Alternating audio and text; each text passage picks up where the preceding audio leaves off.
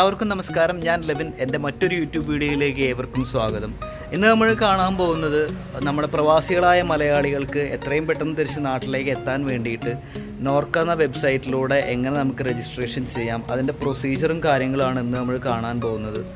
Register norcaroots.org എന്ന് പറഞ്ഞൊരു വെബ്സൈറ്റിലൂടെയാണ് നമ്മൾ ആ ഒരു കാര്യങ്ങൾ ചെയ്യേണ്ടത്. അപ്പോൾ നമുക്കത് എങ്ങനെ ചെയ്യാം എന്നുള്ളൊരു കാര്യമാണ് നമ്മൾ കാണാൻ പോകുന്നത്. നമുക്ക് നോർക്ക റൂട്ട്സ് വഴി നാട്ടിലേക്ക് വരാനുള്ള രജിസ്ട്രേഷൻ പ്രോസസ്സ് എങ്ങനെ ചെയ്യാം എന്നുള്ള കാര്യം നമുക്ക് നോക്കാം. അപ്പോൾ അതിനായിട്ട് നമ്മൾ ആദ്യം നമ്മുടെ മൊബൈലിൽ ഗൂഗിൾ ക്രോം ഓപ്പൺ ചെയ്തതിന് ശേഷം ഗൂഗിളിൽ രജിസ്റ്റർ norcaroots.org എന്ന് ടൈപ്പ് ചെയ്ത് കൊടുക്കാം. ഞാൻ ഒന്നുകൂടെ പറയാം, രജിസ്റ്റർ norcaroots.org എന്ന് ടൈപ്പ് ചെയ്ത് കൊടുക്കാം. അപ്പോൾ നമുക്ക് ആദ്യം ഓപ്പൺ ആയിട്ട് വരുന്ന ആ ഒരു സെർച്ചിൽ ആ ലിങ്ക് നോർക്ക റൂട്ട്സ് കണ്ടോ, www.registernorcaroots.org ആ ഒരു ലിങ്ക് ഓപ്പൺ ചെയ്യാം.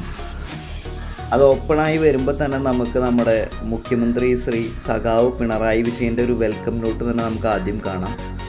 വരവേൽക്കാം ജന്മനാട്ടിലേക്ക് എന്നൊരു ടൈറ്റിലൂടെയാണ് അത് തുടങ്ങുന്നത്. അതിൽ കൃത്യമായിട്ട് പറയുന്നുണ്ട്, ഈ ഒരു രജിസ്ട്രേഷൻ ഒരിക്കലും വിമാന ടിക്കറ്റ് ബുക്കിങ്ങിനോ അതോ മറ്റ് ഇളവുകൾക്കോ ഒന്നും ആയിട്ടുള്ളതല്ല. ഇത് നോർക്ക ഏർപ്പെടുത്തുന്ന ഒരു രജിസ്ട്രേഷൻ മാത്രമാണ്. അതായത് നമ്മൾ നാട്ടിലേക്ക് തിരിച്ചെത്തിക്കഴിഞ്ഞാൽ നമ്മുടെ ക്വാറൻറ്റൈന് വേണ്ടിയിട്ടും അതേപോലെ തന്നെ നമ്മളെ മോണിറ്റർ ചെയ്യാൻ വേണ്ടിയിട്ടും കേരള സർക്കാർ ഏർപ്പെടുത്തുന്ന ഒരു രജിസ്ട്രേഷൻ മാത്രമാണ് എന്ന് വ്യക്തമായിട്ട് അതിൽ പറയുന്നുണ്ട്. അപ്പോൾ നമുക്ക് എങ്ങനെ രജിസ്റ്റർ ചെയ്യാൻ നോക്കാം. അതിനായിട്ട് നമ്മൾ ആദ്യം ആ രജിസ്റ്റർ എന്ന് പറഞ്ഞ ടാബിൽ ക്ലിക്ക് ചെയ്യാം. എന്നിട്ട് നമ്മുടെ പേര്, നെയിം ആസ് ഇൻ പാസ്പോർട്ട്, നമ്മുടെ പാസ്പോർട്ടിലുള്ള പേര് ടൈപ്പ് ചെയ്ത് കൊടുക്കാം. നമ്മുടെ വയസ്സ് ടൈപ്പ് ചെയ്ത് കൊടുക്കാം.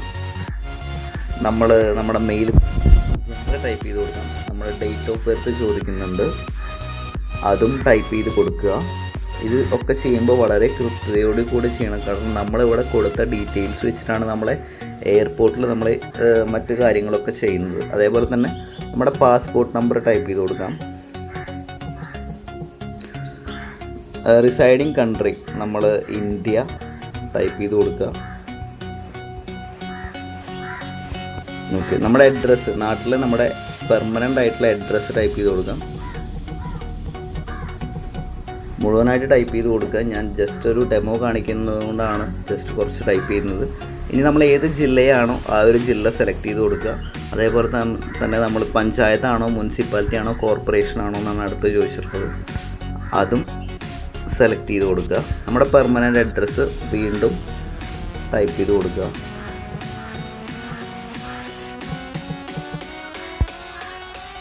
നമ്മുടെ നിലവിൽ വാലിഡ് ആയിട്ടുള്ളൊരു ഇമെയിൽ ID നമ്മൾ ടൈപ്പ് ചെയ്ത് കൊടുക്കുക.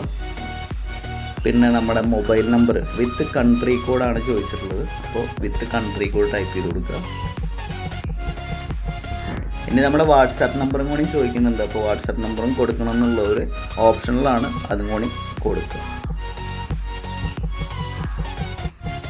അതിനുശേഷം നമ്മൾ താഴെ കാണുന്ന നെക്സ്റ്റ് എന്ന് പറഞ്ഞൊരു ബട്ടണിൽ ക്ലിക്ക് ചെയ്യാം. അപ്പോൾ നമുക്ക് മറ്റൊരു പേജ് ഓപ്പൺ ആയിട്ട് വരും. അതിൽ നമ്മുടെ എംപ്ലോയ്മെൻറ്റ് ഡീറ്റെയിൽസ് ആണ് ആദ്യം ചോദിച്ചിട്ടുള്ളത്. നമ്മുടെ ജോലി സംബന്ധമായ വിവരങ്ങളാണ് ചോദിച്ചിട്ടുള്ളത്. സെൽഫ് എംപ്ലോയിഡ് ആണോ എന്നൊക്കെ ഒരുപാട് ഓപ്ഷൻസ് ഉണ്ട്. അപ്പോൾ അതിൽ ഏതാണോ നമ്മൾ വെച്ചെങ്കിൽ കൃത്യമായിട്ട് അത് സെലക്ട് ചെയ്ത് കൊടുക്കുക. ഞാൻ ഇപ്പോൾ സെൽഫ് എംപ്ലോയിഡ് ആണ് കൊടുത്തിട്ടുള്ളത്. അതേപോലെ തന്നെ നമ്മുടെ വിസയുടെ ടൈപ്പ് ചോദിക്കുന്നുണ്ട്. നമ്മൾ എംപ്ലോയ്മെൻ്റ് ആണോ അതോ റെസിഡൻറ്റ് വിസയുള്ള ഒരാളാണോ, വിസിറ്റിംഗ് വിസയ്ക്ക് വന്നതാണോ, സ്റ്റുഡൻറ്റ് വിസയാണോ, ഡിപ്പെൻഡൻറ്റ് വിസയാണോ എന്നൊക്കെ ചോദിക്കുന്നുണ്ട്. അപ്പോൾ നമ്മൾ ജസ്റ്റ് ഞാൻ വെറുതെ ഇവിടെ കാണിക്കാൻ വിസിറ്റിംഗ് വിസ ടൈപ്പ് ചെയ്ത് കൊടുക്കുന്നുണ്ട്. നിങ്ങൾ ഏത് വിസയ്ക്കാണോ വന്നേ അത് സെലക്ട് ചെയ്ത് കൊടുക്കുക. അതേപോലെ തന്നെ നമ്മുടെ വിസയുടെ എക്സ്പയറി ചോദിച്ചിട്ടുണ്ട്. ഇപ്പോൾ വിസിറ്റിംഗ് വിസയ്ക്ക് വന്ന ഒരാളാണെങ്കിൽ നമ്മുടെ വിസ എക്സ്പയർ ആയിട്ടുണ്ടെങ്കിൽ തീർച്ചയായിട്ടും ആ എക്സ്പയർ ആയിട്ടുള്ള ഡേറ്റ് നമ്മളിവിടെ കൊടുക്കുക. എന്തുകൊണ്ടാണ് തിരിച്ച് നാട്ടിലേക്ക് വരുന്നത്, റീസൺ ഫോർ റിട്ടേൺ ചോദിച്ചിട്ടുണ്ട്. അപ്പോൾ വിസിറ്റിംഗ് വിസ എക്സ്പയർ ആയിട്ടുള്ളവരാണെങ്കിൽ അത് കൊടുക്കാം. പ്രഗ്നൻ്റ് ആയിട്ടുള്ള സ്ത്രീകളാണെങ്കിൽ അത് കൊടുക്കാം. ഞാനിവിടെ വിസിറ്റിംഗ് വിസ എക്സ്പയർഡ് കൊടുത്തിട്ടുണ്ട്. പിന്നെ ചോദിക്കുന്നത് have you done any COVID-19 test, നമ്മളിതിന് മുന്നേ COVID-19 ടെസ്റ്റിന് വിധേയമായിട്ടുണ്ടോ, ചെയ്തിട്ടുണ്ടോ എന്നാണ് ചോദിച്ചിട്ടുള്ളത്. അപ്പോൾ ഉണ്ടെങ്കിൽ ഉണ്ടെന്നും ഇല്ലെങ്കിൽ ഇല്ല എന്നും കൊടുക്കുക. ഉണ്ടെന്ന് കൊടുത്തു കഴിഞ്ഞാൽ കുറച്ച് കാര്യങ്ങൾ അവർ ചോദിക്കും, നമ്മൾ എന്നാണ് ടെസ്റ്റ് നടത്തിയത്, അതേപോലെ തന്നെ ടെസ്റ്റ് റിസൾട്ട് പോസിറ്റീവ് ആയിരുന്നോ നെഗറ്റീവ് ആയിരുന്നോ എന്ന് ചോദിക്കും. അപ്പോൾ അതും കൊടുക്കാം. അതേപോലെ തന്നെ നമ്മൾ ടെസ്റ്റ് റിസൾട്ട് നമുക്കൊരു കോപ്പി കിട്ടും. അതിൻ്റെ ഒരു PDF അല്ലെങ്കിൽ ഒരു JPEG, ജസ്റ്റ് ഒരു ഫോട്ടോ എടുത്തിട്ട് അതിവിടെ അറ്റാച്ച് ചെയ്ത് കൊടുക്കണം. നമ്മളെന്തെങ്കിലും ഹെൽത്ത് ഇഷ്യൂ ഫേസ് ചെയ്യുന്നുണ്ടോ എന്നാണ് ചോദിച്ചിട്ടുള്ളത്.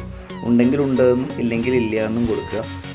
പിന്നെ നമ്മൾ നാട്ടിലേക്ക് മടങ്ങി വരാൻ അവിടുന്ന് നമ്മൾ പുറം രാജ്യത്ത് നിന്ന് ഏത് എയർപോർട്ടാണോ യൂസ് ചെയ്യുന്നത്, ഏത് എയർപോർട്ടിൽ നിന്നാണോ ഇങ്ങോട്ട് കയറുന്നത്, ആ എയർപോർട്ടിൻ്റെ പേരടിച്ച് കൊടുക്കുക. ജസ്റ്റ് ഞാനിവിടെ ഒരു പേരടിച്ച് കൊടുക്കുന്നുണ്ട്. നാട്ടിലെ ഏത് എയർപോർട്ടിലേക്കാണോ നമ്മൾ വരാൻ ഉദ്ദേശിക്കുന്നത് അതും സെലക്ട് ചെയ്ത് കൊടുക്കുക. ഞാൻ ഇവിടെ കൊച്ചിയാണ് കൊടുത്തിട്ടുള്ളത്. നമ്മളെന്താണ് യാത്ര ചെയ്യാൻ ആഗ്രഹിക്കുന്ന ദിവസം. അപ്പോൾ മെയ് 3-ാം തീയതിയാണ് കേരളത്തിലെ ലോക്ക്ഡൗൺ തീരുന്നത്. അപ്പോൾ ഞാൻ മെയ് 3 കൊടുത്തിട്ടുള്ളത്. നമ്മൾ ഏതെങ്കിലും എയർലൈൻസ് പ്രിഫർ ചെയ്യുന്നുണ്ടോ എന്നാണ് ചോദിച്ചിട്ടുള്ളത്.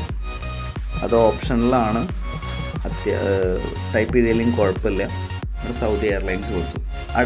അടുത്ത് വന്നിട്ടുള്ളൊരു കാര്യം ചോദിക്കുന്നത്, നമ്മൾ നാട്ടിൽ വന്ന് ഹോം ക്വാറൻറ്റൈൻ ചെയ്ത് കഴിഞ്ഞാൽ നമുക്ക് നാട്ടിൽ സെപ്പറേറ്റ് ആയിട്ട് ഒരു ബെഡും ഒരു ബാത്റൂമും ഒരു അവൈലബിൾ ആയിരിക്കുമോ എന്നാണ് ചോദിച്ചിട്ടുള്ളത്. നമുക്ക് വേണ്ടി മാത്രം തനിച്ച് ഒരു റൂമും ഒരു അറ്റാച്ച്ഡ് ബാത്റൂമും നമ്മുടെ വീട്ടിൽ ഒരുക്കാനുള്ള സൗകര്യം ഉണ്ടോ ഇല്ലേ എന്നാണ് ചോദിച്ചിട്ടുള്ളത്.